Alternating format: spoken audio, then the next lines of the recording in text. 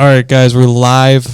Zach's Almanac. We have a special guest for guest number one, young Mantis himself. Mantis is known for many things. Recently, he just completed almost in the most insane task, I would think, 100 consecutive free throws with the 100th being blindfolded. Sounds crazy. He found a way to pull it off. And to my right is also my co-host, Dylan. He goes to Ball State. He's doing intern work for me right now. But we're here for Mantis. Mantis, I wanted to start a little bit with your backstory. Obviously, growing up in Indiana, you fall in love with basketball. I guess that's where you kind of get the, basketball YouTube content from. Yes. Why did I say backstory? Why? Just my back or like the... Yeah, you could, I guess, one of the few a slight metaphor thrown in there. It wasn't a shot, but so growing up, where did you go to school? Kind of give me a little rundown of your young life. The young life of young Mantis. I went to Fishers High School, where I was a football and basketball manager. Football manager all 4 years, basketball like my sophomore and junior year. Our basketball team was the whole front office of high school basketball is crazy saying that, by the way. The coaching staff was complete dog shit. So as a manager, it made me want to quit. But after high school, I applied to some colleges like Ball State, where Daniel goes, IU, and Indiana State. And Indiana State said yes, but IU and Ball State told me to kick rocks, which led me to go to IUPUI, which is I was not going to Indiana State. You couldn't pay me to go there. Like, that's like, I feel like that's worse than going to jail. And I went to IUPUI for school, and I was doing exercise science because I wanted to be an athletic trainer. And about the second week of school, there was a job opening about being a ball boy for the Colts. I got a little email in my little IUPUI Jaguar newsletter. So my experience of being an all-state water boy in high school, I applied to got the ball boy job with the Colts, worked for them for 3 years. And like after the first week of working there, I was like, there's no way I'm going to be an athletic trainer or any of that. Like, I love working behind the scenes. So I switched to sports management my sophomore year, which is also a useless degree because sports management is like, you just have to know people. Like, there's so many people with sports management degrees that still work like fucking like Popeyes or whatever. So yeah, I get lucky. And then after my sophomore year, going into it, I went to join Barstool Indy because Pat McAfee was a punter for the Colts, and he retired, joined Barstool Sports. I was with Pat the last 2 years. I said, hey, I'd love to be an intern for you, do videos, whatever. And he gave me an interview to be an intern, crushed that, made a couple of videos here and there. Going into my junior year at IUPUI, I made my own YouTube channel, pretty much making fun of like IUPUI itself, because it's a complete joke. 5 people go to the basketball games, one-way streets, homeless people like living in the lecture halls of the college, shootings, murders, robberies down the street, you name it, we got it. And after that was towards the end of my junior year was when Barstool Idol Season 2 came around, and I applied for it and I auditioned for it. Would eventually win that job, along with Marty Mush also being hired. That was actually funny because after you won, there was kind of a debacle whether you wanted to actually take the job, and you were like, is there a way for me to just give it away? I was mind blown because I won it that 2 days before my senior year started. So I was like, oh shit, what do I do now? Even Big Cat and Dan were like, IUPUI is not even a real place. It's not. They're so right. It is a fate school. And it's such a fate school. Fate to agree with your physique, you're in. That's the best quote ever. I think that's like a prime example of like everything happening for a reason, because like looking where you're at now, I think you're probably having a lot more fun than you would be in a day-to-day job. It is a way more fun. We censor that word, by the way. J-O-B. Just blur that out. We're kind of on the same pathway. It's like we want to have fun and not slave ourselves away for the rest of our lives. 9 to 5 is obviously not the idea. Some people do it, and we need 9-to-5 workers. You need nurses, you need firefighters, there's teachers and stuff like that. But like doing content and also integrating sports is cool because, as you know, you got to go to the finals this year. Talk to us about that. What was that experience like? That was a very fun. It was a roller coaster because I don't claim to be the biggest Pacers fan in the world. I'm truly not. I support the guys now because they're the home team. I know millions of other people who have been like since like Reggie Miller. You can say even Roy Hibbert and all that. But guys like Tyrese, Andrew Nemhard, they're cool as hell and they were good friends. So I guess you gotta support the guys. And going to the finals, OKC was very fun. I didn't think OKC would be so mid. Like that's Oklahoma being mid. Like all they have is literally grass and like a few buildings and like decent quality air. That's about it. All they have is the Thunder. So they have that going. But going from like win to loss, going back and forth. I went to every finals game. Yeah, I seen you flown private. That was so cool. Yeah, I bet. That's what I was saying. Sports management is about who you know, and I knew someone, so that's what came in handy. So that degree kind of came in handy for the first time in a while. You also met up with Book It with Trent at one point during the finals, right? Game 3 of the finals. Yeah, that dude's pretty funny. Known for being, shout out Book It with Trent. Yeah, shout out to Book It with Trent. Yeah, so like looking at it like that, it's like it's really connections take you everywhere, and you've done a good job putting yourself in the right rooms. I also want to kind of go back to Dave's situation. I thought it was funny when you were at the Fever game and you guys were both fitted head to toe in the Caitlin Clark uniform. Tell me a little bit about that day. I didn't know you were going to be there. I was doing a video for Tik about upgrading a random person's seat from like the Kobe Bryant section, so like the floor seats.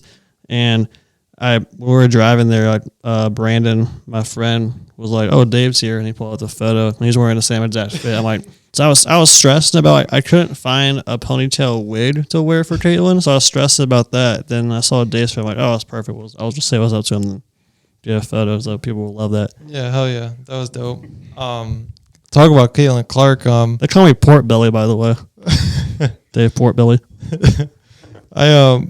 Caitlin Clark, I mean, how is it like in the city in Indianapolis? I can only imagine. Like, she's a superstar nationwide, but the people in Indy love her. Like, she is definitely gave Indiana a reason to watch the Fever itself. I mean, I remember, didn't the Fever win the championship like not too long ago, like 2 or 3 years ago? Full transparency, this is a prime example. I don't know either. I think they did. Like, you can check me. I'm about to look it up right now. Yeah. I feel like they won 2022, 2023, but there was no one cared. Yeah, exactly. It was never talked about. Yeah, I'm not going to sit here and lie and say I watched. I thought they did. Let me look right here. Won in 22, 23 because Indy Fever. Very next number 1 overall. Oh yeah. Wait, they won 2012. Oh, gotcha. I mean, it's still got a chip. Yeah. Yeah. More recent than the Pacers. But yeah, you put a gun to anyone's head, Indiana, no one knows what year it was. Yeah, when Caitlin Clark came here, I mean, the big three is Caitlin, AR, and Tyrese, which, of course, all of them are hurt. So I was like, damn. That's why I'm shooting free throws to be the next man up. But that's another funny video when you're in the, I think, were you in Kroger? Oh, yeah, when I saw Peyton Manning. Yeah, I'll put the clip in here for context. That was hilarious. But, yeah. He's got, like, such a high ceiling as a player. Seems like a great person, too, like, off the field. Where, like, I want to see him succeed, but like you said, injuries have just done him no good. I don't know if it's just curse or maybe the Colts are, utilizing him wrong because he's got a cannon. Like, he can throw the ball. He's so raw, bro. Dude, so talented. And also, like, it's so talented. It's also the Colts. I mean, God, unfortunately, being a fan since 96, the front office is a mess, bro. Are you a Bears fan? Colts fan. You are? Okay, cool. So my mom. So you can relate to it, the front office, but it's dysfunctional. It's horrible. It's R.I.P. to Jim Irsay. No, and yeah, as a Colts fan, I shouldn't be complaining too much. As a Bears fan, have it worse. But now I feel like we're almost on the same level right now. AR will succeed. I think whether it's here or what I feel like just from a true like fan, not be like I think AR might have a better shot with like the Vikings or Rams because they're so much better front office, better coaching, way better. We have like the worst coaching. We have like the worst. You name it, we don't have it. It's all about the system, dude. Yeah, dude. Because you look at Jalen Hurts, it's like I don't know if Jalen Hurts is going to win games on a Chicago Bears team. You put him on the Philadelphia Eagles, they implement a tush push, and they're winning a Super Bowl. Well, the Eagles coach Sirianni, he was the Colts offensive coordinator for 3-4 years, whereas we let him go and put in Frank Reich. I don't want to throw too much heat out there against them. Well, we like our guys. Yeah. So, you know. What helps Hurts in Philly instead of Chicago is, his offensive line is a complete dog shit, so that helps him a lot. Colts have a really good O-line. Yeah, you got Quentin Nelson, John Calves, you got Braden Smith, Bernard Raymond. and then the run game too. I mean, Jonathan Taylor opens up the play action pass. There's so many ways for the Colts to be good, and it feels like you said, the front office and just poor management of the team has just R.I.P. Jim. kind of been the demise of our recent. R.I.P. Jim. At least we got to see one chip with Peyton. Yeah. That was dope. And we beat the Bears. And we beat the Bears. I'll never forget that night. I was watching that game. Devin Hester returned the kick, and then it was wrap after that. Peyton Manning, the sheriff, just went full God mode.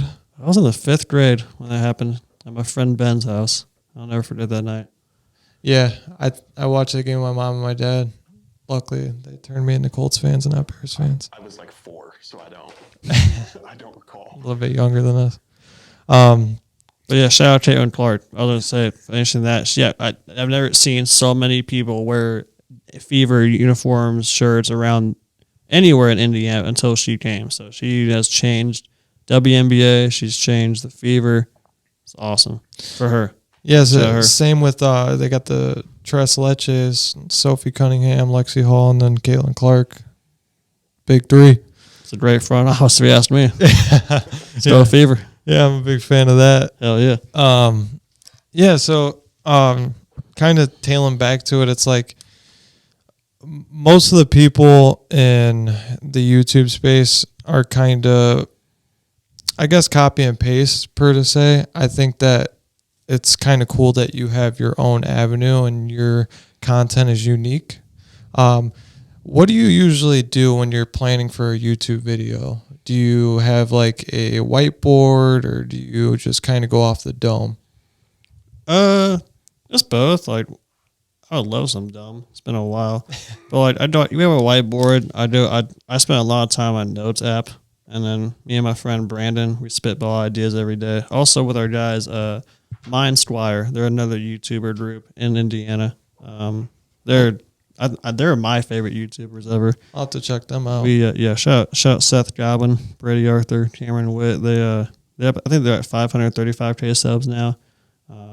They have a banner dropping next weekend. They went to the most racist town in America, and I already saw a sneak peek of it. It's so fucking funny. It's truly incredible. Is it in Indiana? Surprisingly not. I was gonna say That's the second most racist town. No, the first one is that they went to wait, was it? Was it that one in Arizona? No, it was Arkansas, maybe. Arkansas or Missouri, I think. It's got to be. I gotta rewatch it. It's gonna drop soon. Checks out. Mind Square, they got a different avenue too. Like, they're more so like, they definitely do pranks. They really do dark humor, crossing the line. But I mean, my videos, it's very different. It could rather be like the Shrek beef sandwich. It could be just shooting free throws. It could be saving Red Lobster. It's kind of like whatever comes to our mind. And also, I'll look at a lot of shorts and videos to see what people do, and then if I get inspired by it, put my own twist to it, and then my own editing style. Or I see how someone edits their stuff and then do theirs. Like, I'll say too, like, one of my biggest videos recently was a 24-hour shower video. Yeah, I was just gonna mention that. Like, just we did that because we literally copy and pasted. Like, someone did that, same exact music, like same speed. It got like 58 million views on YouTube Short. So I was like, dude, like let's just like do our own twist to it. Ours only got like 35,000 views on YouTube, but it smacked everywhere else. Like Instagram at 3 million, TikTok 8 million. That got me a lot of new followers too.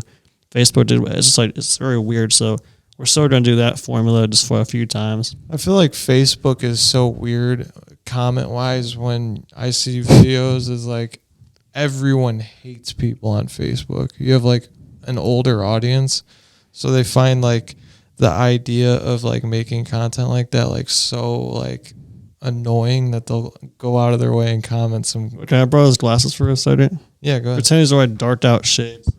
This is like every Facebook. Oh, my eyes hurt. Every Facebook profile picture. Dude, it's so spot on. It's like someone take that guy's phone away. Most racist town in America. I know where I'm going next. That's what they all are. Yeah. No, Facebook. Here's the thing about Facebook. If you're a creator, make sure you link your Facebook to your Instagram. Makes it so much easier. That and yes, very easier. So I had that video of I went to Noah K's high school football game, high school basketball game, and I am monetized on Facebook. And at one point, it was like kind of like $1 per 1,000 views CPM. So I posted the Noah video everywhere on Facebook. It got like 1.7 million views at the first 24 hours. So I did the math. It's like a pretty decent amount. But then it shot up to like, I think now it's like 16 million views. But it got demonetized after like 1.9 million views because it was saying that I was taking I stole another creator's video and posted it on my Facebook. I stole my own video because they weren't linked to my Instagram and Facebook. So I didn't get any more cash after that. I'm still so upset about that, but that immediately made me connect. I find that weird because if it's, I feel like Meta is connected through Facebook and Instagram, they would find that like you would think, right? It wouldn't let me dispute it. Wouldn't let me do any of that. That's another problem. Fuck Zuckerberg for that. And the alien. Yeah, that's 2 years ago. I'm still pissed. No, a year ago, a year and a half. That's money out of your pocket, and it's not like it's just $20. That's a decent amount of change. It was decent. I think that's crazy, and like the easier part I was going to bring up, it's kind of cool. You could swipe and it automatically when you fire off a reel, throw it on Facebook too.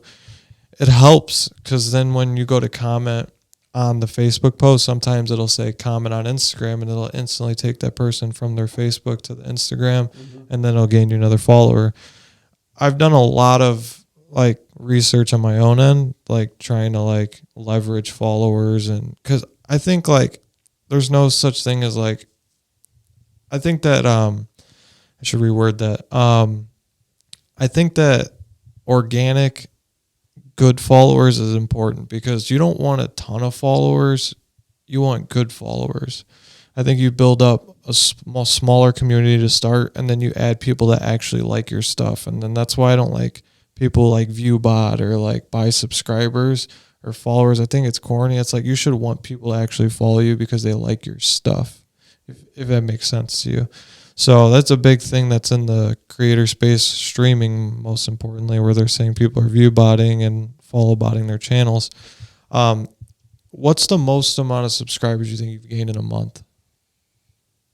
End of 2023, like October, November, when like I had 3 shorts like pop off, I think I got like 75 to 80,000 in 1 month. Wow. It makes you wonder too, like how many are bots or organic? But also, I mean, they got like, I mean, the sneaking into a Colts stadium, that was one that ripped, and that got like 38 million. That was views. a banger. Yeah, and that was an all time one for sure. But at the same time, I humbly, when I go out, I get stopped everywhere, and no matter what, it could be a gas station, it could be, I'll get stopped at a Buc-ee's bathroom or a Lovey's bathroom in Louisville at like midnight, like it's stuff like that. So it makes me, my videos are definitely hidden on different phones and algorithms. So it's really cool. It's really cool to see like 2 years ago, I was kind of more recognized from Barstool, but now it's like, oh, you're the Facebook guy. Oh, you're the shower guy. Oh, you're the free throw guy. You did the Shrek beef Arby's video. People know me from different things, so that's really sick. Yeah, or just Pat Bev's twin. Yeah, what up, twin? Yeah, that'll take me back to that iconic moment. I wanted to talk about that. Me and you both were on the free throw stream through Barstool. You showed up in a LeBron James Miami Heat fit head to toe. You walk up to Pat Beverly and you say, "What's up, twin?" Legendary moment. I think that was one of the funniest videos I've ever watched. That whole sequence was hilarious. And Big Cat going, "We're only shooting free throws, Mantis." And Mantis is down there just, I'm not kidding, just bucket from three. Just heaving it, dude. And it's just money. That's kind of tailing me into the question. It's like, do you have like a method to your shot? Like, is there like, before you're going up to the line, you got a certain angle you're at or something like that with a free throw? I'm like right hand dominant, so I just take the ball and heave. Well, some people aim for the front of the iron. Some people aim for the back of the iron. It's just a rhythm. It's just such a mental muscle memory. I always I have low muscle tone, so if I'm farther away, I really gotta fucking put power to it. So as long as I'm just arcing it in the air and I just flicking it and just kind of spinning it a little bit, just depending on where I am. It's money. So that just goes to show too, like the people if it ain't broke, don't fix it. That's right. I think that just goes to show too, like people that like would take something like that as an excuse not to do certain things in life. And it's like a person like you found a way around it and found a way for it to work. So I salute you for that, because most people would, probably stay home and do nothing. So you go out and you find ways around it. And actually, I thought this was pretty cool. I seen you did something with some type of like pro-am league kind of look. What was going on with that? Was it TBT? Yeah. Yeah, I was the basketball tournament. I played in it. I got invited to play in it last year with this Valparaiso team. I was told I would go in the last play of the first half. I'm like, fuck, dude. We had a whole little the Mantis play. I would like come around a corner for a three and just pop it up. That never happened. We were down 8. So then I was promised after that game that if I came back next year, which would be this summer, I would play no matter what, like one play, whatever. Didn't get that play again. I'm taking it they used your name. Oh no, they didn't use me. I mean, it was beneficial for both. I could make whatever video I wanted. Okay, so you can make content off of it. Okay, because I do have a whole bucket list of things I want to do. I want 1 million subs. I wanted to hit the 100 free throws. I got that, but I want to make a basket in a professional basketball game. That's the next big goal. But I still got a lot of videos to create to just wait till that time comes. Do you have any dream collabs?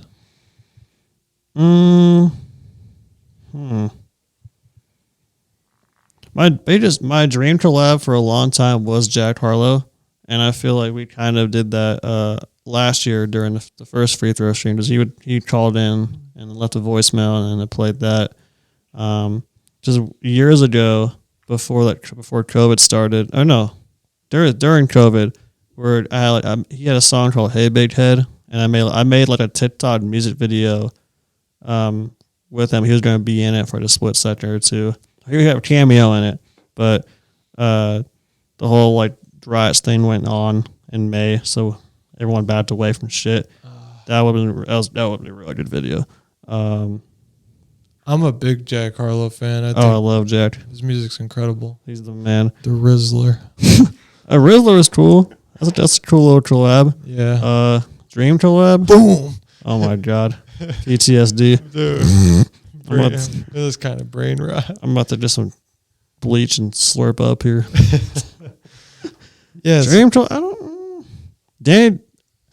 Danny Duncan. My friends always watched him. Always. That's how I found out about Danny Duncan. And I was surprised that he started following me a couple of years ago. We finally met for the first time this year. But I seen when he was with Brandon, right? Yeah. Was he doing the happy ending podcast or whatever it is? We were just doing photos for that. I was going to do a podcast with him, but we went to the AEW wrestling event. I met Danny back in 2021. I bought a meet and greet ticket. He was super cool. Yeah, he's the man. And he shaved my head. Yeah. He gave me the old man haircut. That's sick. Yeah, it was pretty dope, dude. What you see on camera, that's who he is. 100%. He's a fucking man. Through and through. He took someone's car that day. It was like a 06 Altima. blew the engine, and then went to the dealership and bought him a brand new car. So Oh my God. like that just goes to show like dude's legit in real life. Like he's not putting on for no camera. Yeah. But yeah, I mean that's a dope collab. I would want to see you and Danny in a video together. Oh, we already have. Oh, We did. so We there you did. go. We did two. March of this year. So I never would. Years ago, I would have never thought Danny would even like know who I am or all that. So I wouldn't call that like my dream. But like, you would think that, but he pays attention to like a lot he of does. people, dude. So I would consider that after knowing him as a person. Like, okay, that was a dream come true. It's really cool, dude. And we both have great chemistry. Yeah. So it works out. Do you did you ever meet anyone at Barstool that you kind of stayed in contact with and are still close with? Jeff Vibert, Donnie Does, Caleb Presley. Funny. Oh, Caleb's not at Barstool anymore, but Yeah. so Caleb. Him and Glennie have a great show. Sunday Conversations, always a good time. A lot of handful of videographers and producers. Yeah. More of the back end stuff. Yeah, I would say when I was at Barstool, I hung out and talked more of the behind the scenes guys, not the actual creators. Yeah. I really did. We just shot this shit every day afterwards. So fun. So did you live in New York for a period of time? Yes, I lived there from November 2018 to like when COVID hit 2020. Almost 2 years. How was it? Sucked. Yeah. I don't like New York. I hate New York. much. Yeah, I'm Cool to not. visit, but It stinks, dude. dude, Like, it's oh my God, it's the worst fucking city. That in LA, I hate. yeah, there's a I lot can of imagine. homeless people in LA, dude. Like, I hate to talk bad about that, but Oh no, you're spitting. yeah, like that's bad been- out there, dude. You should wait till you go to Indianapolis. We're competing for the. I think we're number one. It's gotten worse.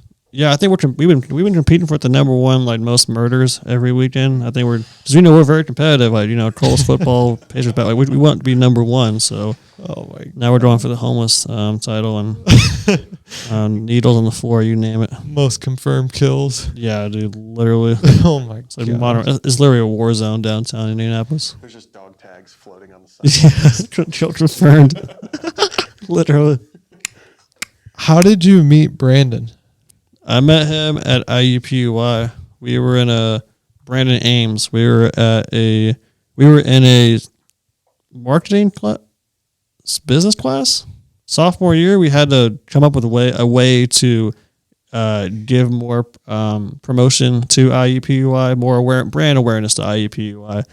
So we started off doing it. We did a PowerPoint of like, would you rather go to an IUPUI basketball game or win a $5 State and Shake gift card? And I think 95% of the class chose the gift card. Sounds about right. So then we talked about how, okay, this is how we're going to bring more fans to an IUPUI game. I did a video pretty much just making fun of the whole thing, like walking around asking people questions. No one gave a shit. You guys kind of clicked from there. Yeah, we had fun with that. After college, we were obviously friends, and then we went to Barstool. He made my first bent T-shirt. Oh, cool. Merch. I just thought the silhouette of me and then bent. And then after I got laid off from Barstool, that's when we went all in on like a podcast, which I regret doing for so long. I wish I would have stopped doing it and just did other videos. But at the same time, like shorts and reels didn't come out till like 2023. So we started hammering that more than podcast. So that was a great idea. And then like summer 2023, we kind of changed like the method, what kind of videos we're going to do. We went from like doing whatever skits in like a bedroom or whatever to then now like the shred beef or any of that shit. That was I think people that are able to utilize shorts like TikTok, Instagram Reels, even Twitter, but you're keeping the video short. People's attention span's not that long, so where they could sit down on a 30-minute video back in the old days of YouTube. So it really is gaining an audience, fitting as much information into a short as possible, and then hoping that it's a banger. Yeah. Like, that's where we're at right now. Well said. It's sad, but that's how the reality of it is. So Gotta adapt. yeah, And definitely. there's still people who are making like a minute 40 like skits in like their kitchen. Like no one gives a shit about that anymore. No. I remember the OG days of YouTube and like back in like 2017 area where I would like come home from school and watch like full YouTube videos. Like back then those people were probably making bank. Oh yeah. Like, dude. And obviously outside of your Mr. Beast of the world, I'm sure there's people like who still make money on YouTube that have interesting dialogue from start to finish. But if you're not keeping the audience entertained, they're just gonna swipe off and go to the next app. Like it's just human nature. I hate editing long form videos now. I just can't stand it. I'm like, what am I doing here? I have to make it short in an hour and just really high produce that and get much better outcome. Like when I was doing weekly vlogs, like 10 in a row, but then we stopped doing that. It's like just say with shorts. I mean, the stream. I think right now we like streams, shorts, and Snapchat. Snapchat's that's a sleeper right there. Yeah. We got monetized on Snapchat earlier this year in like March. It's decent money. It's not like fucking you're gonna live off it, but like if you take advantage of it every day and do like daily vlogs or just spam story, and that really helps. So I'd rather do a daily vlog on Snapchat than like a weekly YouTube long form video. Yeah. So do you do all of the editing yourself? Physically, yes. I might press all the buttons. Brandon and I go through everything together.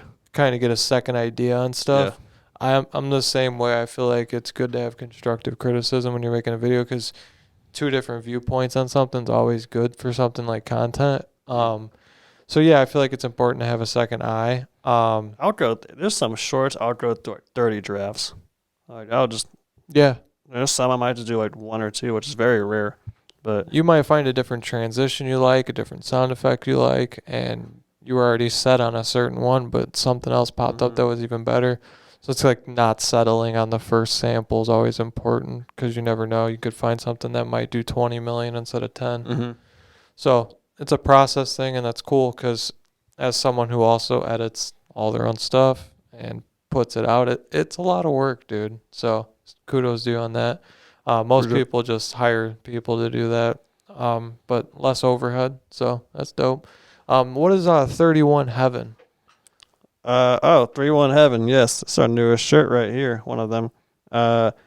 It's a brand that Brandon and I started, like clothing brand, like 2021, and it's just a play on words with the zip code of Indianapolis, which is 317, 31 Heaven. Here's my dope shit. Yeah, hell yeah. You want to? I'll tag their stuff in the description, put your links on there and stuff like that. I'll throw a 4 up for that. Yeah, I always see that on your story and stuff like that, so that's cool. So you're getting into like the clothing side of things? Kind of. I mean, brand designs everything. I just wear it to just another source of income. Yeah. Another like credibility of. You got a big following, so it helps. Trying to get bigger and bigger. Maybe one day we'll do it'd be cool to do a Pacers collab or someone collab. We did like a Joey Chestnut collab last summer. Dude, he's so funny. Yeah. He's a good dude. He's the man. Who's the guy he also hangs out with? The dude that slams beers fast. I forgot his name. So the guy that Joey hangs with? Dosh. He like has a sign and it's like $100 if you beat me in a beer chugging the Bills dude. Oh, that, yeah. Yeah, the dude's an animal. Kobayashi. Yeah. No, he's fire. Yeah, so yeah, that dude's a freak of nature too. But your content with Chestnut's always good. He's a great national anthem singer. Whatever anybody says. Voice of an angel. That's so true. Oh my God. How did you reach out to him? Okay. Oh, good lore right here. So me and White Sox Dave were doing like a video at the Big Ten Championship 2018, and like Big Cat, all of them knew Joey Chestnut. So Joey was doing like a shrimp cocktail eating contest, and as Big Cat got me and White Sox Dave Lane to like doing a post-game interview with Joey after he obviously would demolish whatever food's in front of him. And then we got him in our video. And then a couple years after, I had him on my podcast. And then I built a friendship. Yeah. And he lives near me too. So I was like, last year, I was like, you want to sing the national anthem for this stream? He's like, fuck yeah. And I was like, this year, I was like, run it back. This is the year we do it. It's like, hell yeah. He seems like a cool dude. Oh yeah. Just helping out the boys. I even filmed when I was like after Barstool, when I was like a freelance videographer, editor for whoever. I did one ad for him for like a Weber grill. I shot the video for him and edited it. Oh, dope. It was only like 10 seconds, so still cool. No, yeah. But just stuff like that. So That's crazy. Shout out to White Sox, Dave and Big Cat. Yes. That's crazy. Doesn't White Sox have a new set of hair now? Yeah, him, Sick. Nikki, Eddie. I think they all went to Turkey. Shout out Turkey. Yeah, fixing hairlines. Big month in November for you guys. I'm hoping I don't have to go out there one day. Like having hair. Just throw a hat on. Yeah, true. Do what Daniel does. Yeah. When you're on a weekend, what do you usually do out in Indianapolis for fun outside of I definitely don't go out to Indianapolis. I don't want to get shot or stabbed. You don't go in the city scene at all? Try not to. I try not to. You're not a big drinker or anything? No. Yeah, me either. I don't drink. I don't really drink. I don't really smoke. I think it ruins like a motivation factor for someone coming up. Like it's just useless and it kills like any type of like ambition you have. And it throws you off for a few days. Like if you go drink, especially the older you get. Yeah. So like right when COVID hit, my grandpa passed, and then like he was a diabetic, so I was like, I'm done, dude. Like so I like quit cold turkey and never like drank since then. So it's pretty cool. Yeah, I'm sure at Ball State you guys don't drink either, right? Never. Yeah, no. Yeah, very dry, very Christian campus. Yeah. I would say my vice is Oreos, and I've been trying to cut back on those. The red velvet ones are gas. I never had a red velvet one. Oh, dude, they're so good. If it ain't double, I don't want it. I like triple. The Thin Mints. I haven't had that either. Really? I hate the Oreo Thins are where it's at. Fuck. Dang, man, we gotta get you on tonight. Game. I'm trying to cause my. I got the EBT card. Tight. Trying to cut back on some sugar, some shit. I've been getting my body a little better than it was. I've been doing some more I do personal training, as you can tell, obviously. Yeah, swole. But now I'm doing more cardio and shit, trying to do some abs for it. I'm in my prime. I'm 28, so I know what 3-4 more years and being in my prime. I mean, it's got to be hard. You got BDS. It's hard out here for a pimp. Yeah. I wonder when my BDS will go down. I wonder what age I'll be for that. I might need to start doing so much Viagra and shit. Whatever it is. Start popping honeys. Start finding some Tik Tok shot pills. Oh, man. Keep me up. Yeah, well, I wanted to have you on as our first guest. I thought that you were super unique, super cool. Oh, first? Hell yeah. Yeah, first guest. I didn't know that. Let's go. I think you were super unique, super cool.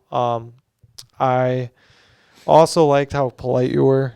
I felt like you didn't like give me a hard time for missing free throws. Still dapped me up at the end of it. Respected that. And then I started like getting more in tune to what you did outside of the Barstool world, and it was super good. So I was like, all right, like I want to lock in something with Mantis. Like you're dope. So this was super cool, and I appreciate you coming on our show. Anyone that wants to see Mantis in the future do a game of horse with me, drop a like. Oh, I only play Bent. Bent? Yeah, it's a longer version of Page, shorter version of Horse. What's your favorite bent shot? Bench shot? Yeah. Oh, no, it's bent. Bent. Yeah. Oh, like bench shot? Yeah, like when you're playing the game, do you got like a secret like shot that no one could hit? I always shoot behind the basket from like left or right corner. Those aren't even that hard. I need to figure out a new hard shot. New hard shot. That'd be bad. I took a hard shot this morning. I'll tell you that.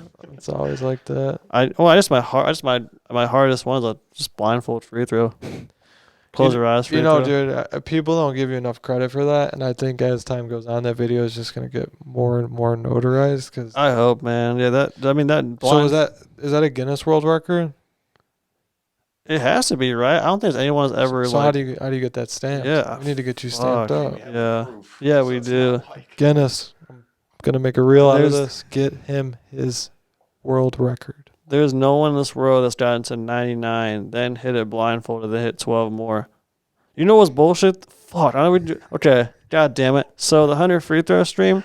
So when you do a stream on YouTube, it cuts off. It cuts off after the 12-hour mark. I hit the 100 shot at 11 hours, 58 minutes, and 34 seconds, which means that should have kept on, right? No, YouTube kept 11 hours and 55 minutes on the dot of my last streams. So thankfully, I had the final 100th round on TikTok Live. So I archived that, saved that. That's on like the recap video.